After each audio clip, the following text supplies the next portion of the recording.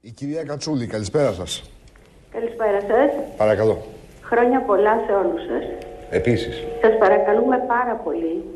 Δεν μπορούμε να σας παρακολουθήσουμε όταν μιλάτε όλοι μαζί. Έχετε δίκιο, κυρία Κατσούλη.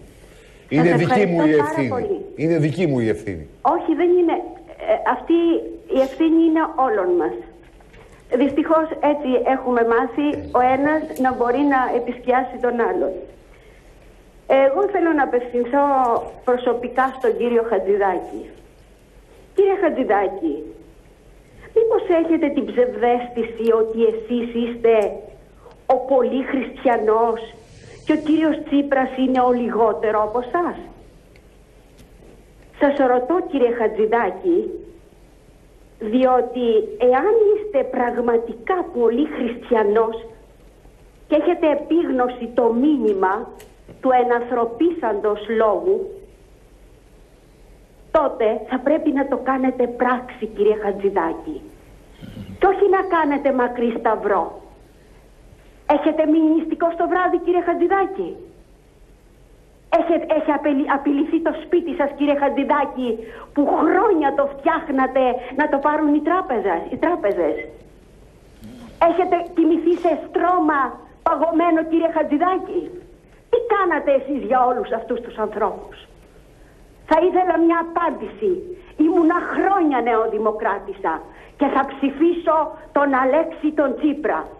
Όχι γιατί ο Αλέξης ο Τσίπρας είναι κάτι το οποίο θα με πάει σε παραδείσους.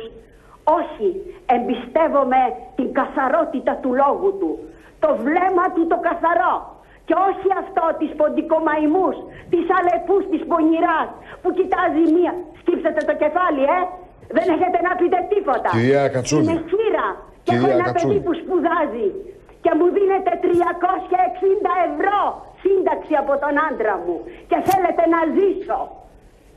Πείτε μου λοιπόν, σας παρακαλώ, και δεν είμαι η μόνη.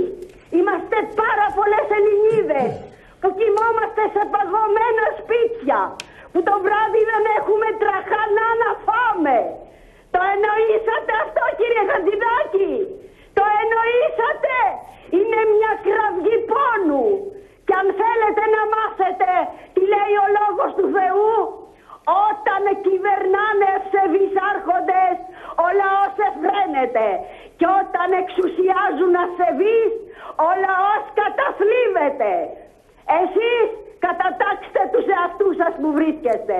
Ο Αλέξης ο Τσίπρας έχει πνεύμα, έχει καθαρότητα και έχει δύναμη. Ευχαριστώ και να χαίρεστε. Η θύρα της πηγής των δώρων έκλεισε για τη Νέα Δημοκρατία. Κυρία Κατσούλη, ευχαριστώ πολύ. Κυρία Κατσούλη, σας ευχαριστώ πολύ. Πάμε σε διάλειμμα, παρακαλώ.